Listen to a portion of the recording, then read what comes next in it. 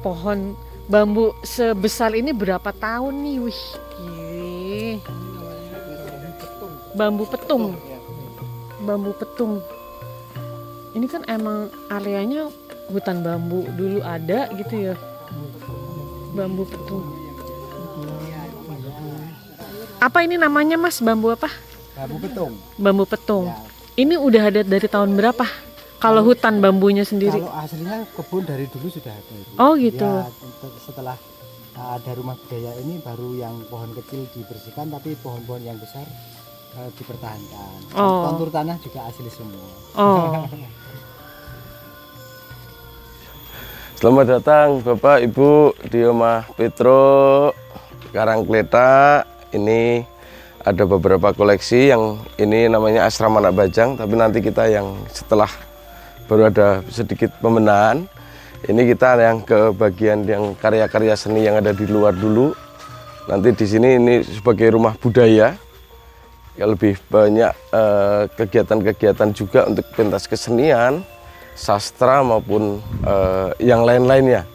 Jadi ini di kawasan Rumah Petro Meniko ada khususnya di lereng Merapi, di bawah lereng Merapi sekitar 9 km. Jadi Bapak Ibu, ini sebenarnya masuknya di kawasan Kaliurang, Pakem, ya begitu. Ini patung Soekarno, ini diresmikan oleh Ibu Megawati Soekarno Putri tahun 2023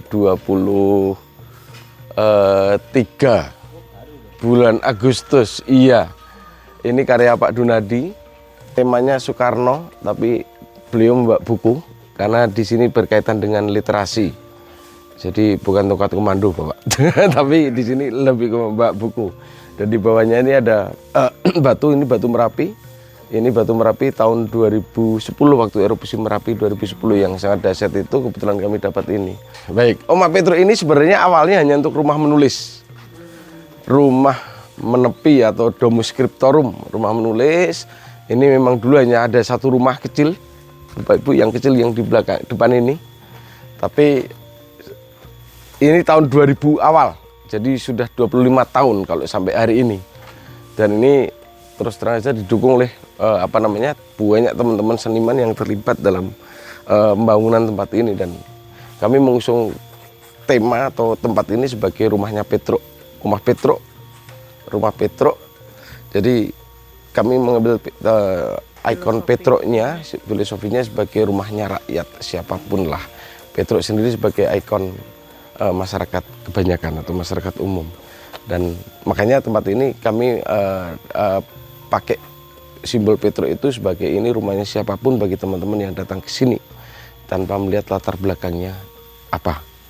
Jadi makanya konsepnya sederhana, merakyat, dan tidak masing-masing latar belakang teman-teman yang ada datang yang ke tempat ini.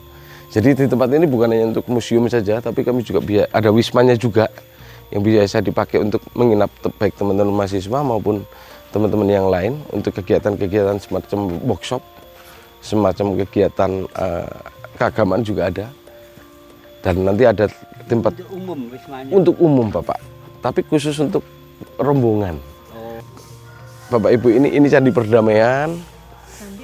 Candi Perdamaian. Jadi ini sebagai simbol kedamaian yang ada di Indonesia. Itu ada relief-reliefnya juga. Terus yang di belakang itu kenduri. Kenduri, patung kenduri. Itu beberapa kali sempat viral karena banyak lumutnya, karena di sini sangat lembab. Dikiranya kami tidak merawat.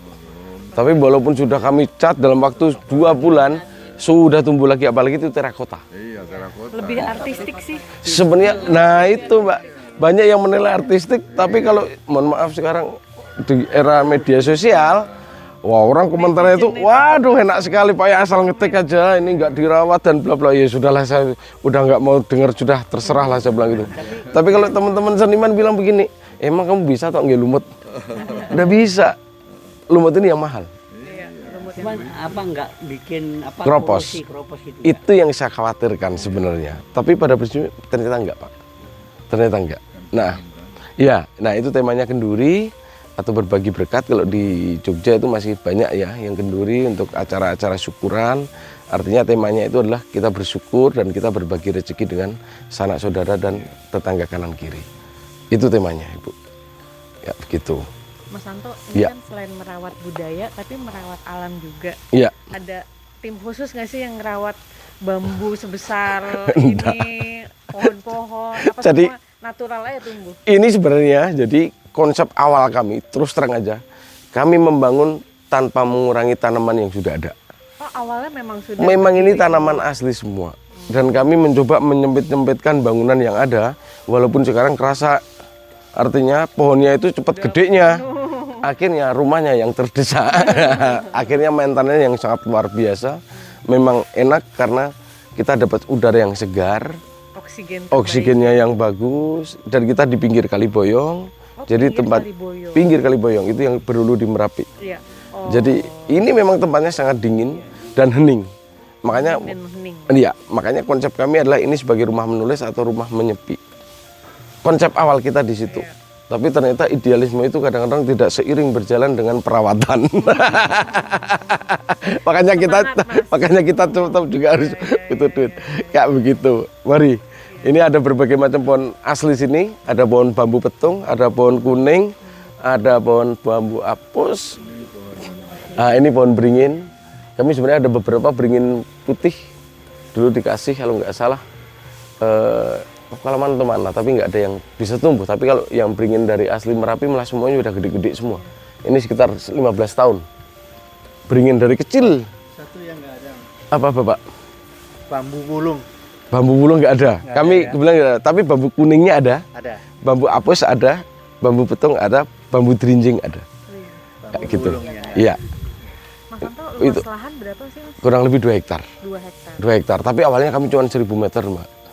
Enggak langsung 2 hektar loh ya. Pelan-pelan menambah. Pelan-pelan, Ada. karena konsep kami adalah rumah tumbuh. Jadi kami menyesuaikan dengan apa yang ada tetangga yang nawarin, Mas, buat dibeli ya sudah. Selama harganya masuk akal. Mata air asli. Nah, mohon maaf Mbak, ini sebenarnya patungnya ini adalah patung Ignatius kalau teman-teman Katolik, tapi ini kami hanya mau melihatnya begini. Ini konsepnya untuk secara universal adalah ini hati yang mendengarkan. Temanya adalah hati mendengarkan, bagaimana hati kita tuh mau mendengarkan orang lain. Dan kasih itu selalu mengalir seperti air. Makanya itu hati yang mendengarkan dan mengalir seperti air. Lebih universal. Sendang Galina.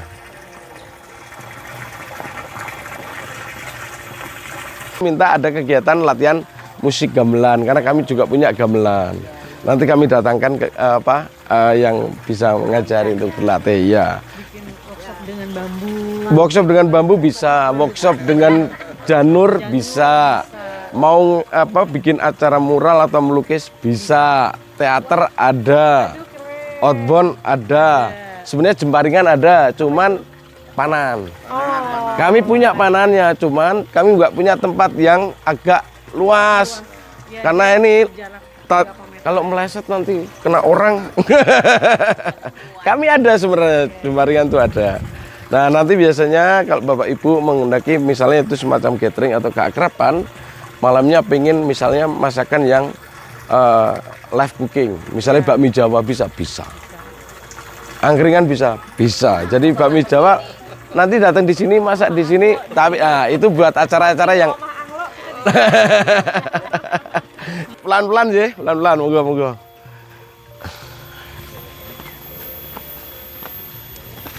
Berarti operasionalnya ini sudah dimulai dari tahun 2010, sebenarnya tahun 2000. 2000. Tahun 2000 itu sudah kita mulai, tapi lebih banyak untuk kegiatan menulis. Internal majalah kami, karena kami punya majalah basis. Majalah basis, majalah kebudayaan. Nah, awalnya dari situ, tapi lebih banyak untuk kegiatan menulis, rapat redaksi internal, dan ada beberapa kali kegiatan kesenian. Kayak begitu. Di 96. Tapi ya itu pelan-pelan sampai hari inilah. Pelan-pelan, mohon maaf. Ya. Terus tumbuh terus ya. Nah, ini aula biasanya dipakai juga untuk kegiatan anak-anak. Ini yang aula di belakang yang tertutup. Sederhana kami tempatnya. Kayak begini. Aula. Semua pinggir tempat pinggir Kali Boyong ini semua tempat ibadah untuk teman-teman yang datang ke sini. Jadi tempat ibadah untuk teman-teman yang bisa menjalankan ibadah sesuai keyakinannya masing-masing. Ada rumah ibadah apa aja? Ini ada chapelnya untuk teman-teman Kristen Katolik. Nanti ada kelenteng, ada vihara kecil, ada musola, ada sanggah. Apa sanggah? Sanggah itu Hindu, untuk teman-teman Hindu. Pura-pura kecil. Pura kecil. Chapel Saint Petruk. Itu apa Lasota tuh Las Torta itu ruang meditasi, ruang menghening, Ibu. Mari kita menghening sejenak. Nah, ini kapelnya. Jadi chapelnya juga cuman kayak begini, sederhana, dibikin artistik, tetap berbau seni. Kayak begitu. Ini lebih banyak untuk ruang-ruang pribadi. Nah, pinggir itu sudah Sungai Boyong, Mbak. Semua Sungai Boyong. Jadi tempat ibadahnya semua Sungai Boyong, ya. Semua tempat ibadah semua di pinggir sungai. Boleh turun? Boleh, silakan. Tempat ibadah semua di pinggir sungai. Karena konsep kami adalah untuk menepi, nyenyepi. Ini yang untuk teman-teman Kristen Katolik. Untuk ibadahnya teman-teman Kristen Katolik. Itu. Nah, kelentengnya kami lebih ke Dewi Wan Im. Nah, Mbak Tura itu lebih sebagai sebagai sosok seorang ibu yang turah-turah atau berlebih dalam segalanya. Jadi supaya teman-teman yang datang ke sini selalu ingat dengan ibu mereka masing-masing. Karena dari seorang ibu itu memberikan segalanya demi anak-anaknya dan rela berkorban demi anak-anaknya. Turah-turah dalam bahasa Jawa itu berlebih, artinya kayak begitu. Ada pesan khusus nggak dari Mbak Turah? Ya, saya kira supaya kita selalu ingat dengan ibu kita masing-masing. Karena dari seorang ibu itu kita belajar dan kita diasuh oleh ibu kita secara ibu kita masing-masing, dan harapan kita selalu ingat pengorbanan seorang ibu itu banyak demi anak-anaknya, demi semuanya, demi anak-anaknya itu semua rela dikorbankan oleh seorang ibu. Kayak begitu. Saya ini kembang anggrek asli. Asli. Itu kembang anggrek asli.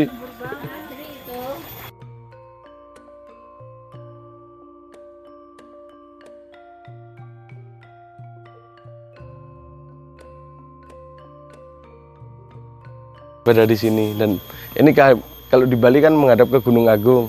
Nah, di sini kita hadapkan ke Gunung Merapi.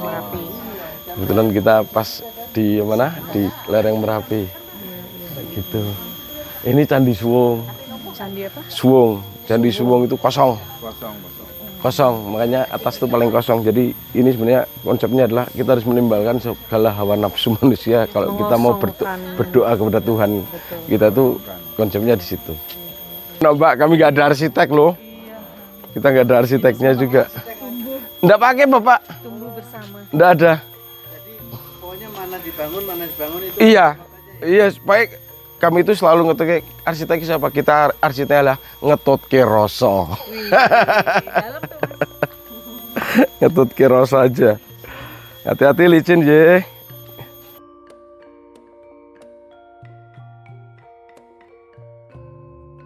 Museum Basis, majalah Basis. Ya, ini majalah-majalah kami, Mbak. Sampai hari ini masih terbit. Masih terbit. Masih. Kami tidak lari ke online. Sampai hari ini kami masih terbit, dan makanya kami ngadain camp-camp ini. Bagaimana di tengah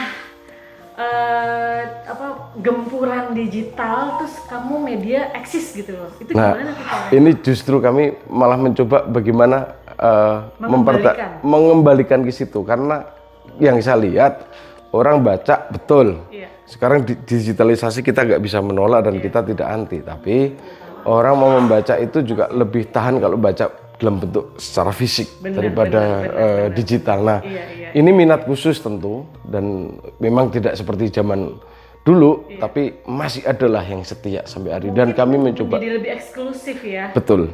Dan ini menjadi semacam proyek idealis sebenarnya, karena mempertahankan. Lanjutkan, Mas. Aku setuju. Gitu. Nah, ini majalah-majalah kami. Ini properti-properti majalah kita yang lama-lama. Ini sudah ini ulang tahun ke-72. Wow. Ini ulang tahun ke-72. Ini mesin-mesin ketik kami yang kami pakai. Dewan redaksinya? Ini pendiri-pendirinya. Boleh ini siapa aja nih, Mas? itu sebentar. Itu ada Van Lith, ada Dekartoko, terus yang ini Sindunata Pater Sindu yang penulis Anak Bajang. Kalau itu sampai hari ini masih beliau yang memimpin. Begitu. Masih ada. Saya sudah enggak, saya sudah diungsikan ke sini. Lebih ke pendidikan, filsafat, ya pemikiran-pemikiran. Lebih ke situ. Makanya kami besok hari Sabtu itu kami biasanya setiap tahun ada kelas menulis basis, biasanya offline dan mereka nginep 4 hari 3 malam di sini. Tapi tahun ini enggak tiadakan. Terus setiap sebulan sekali dan berada di balkon nanti yang ada di Kopi Petro. Makanya kami sebut di sana sebagai sudut literasi. Itu. Nah, kami ada toko buku juga kerjasama dengan Gramedia, dengan Periplus, sama Litbang Kompas juga untuk pusat data Litbang. Untuk teman-teman mahasiswa supaya bisa mengerjakan kalau misalnya butuh data-data Kompas, itu ada semua dari Kompas terbit sampai hari ini. Gak begitu. Keren. Kita basis selalu idealis, covernya adalah pasti lukisan teman-teman seniman semua dan itu baru. Artinya mereka bikin karya. Yang ini nomor D itu Driarkara, ini Van Lith, Dekartoko, STF, iya Sekolah Filsafat. Hati-hati nggih nyuwun sewu.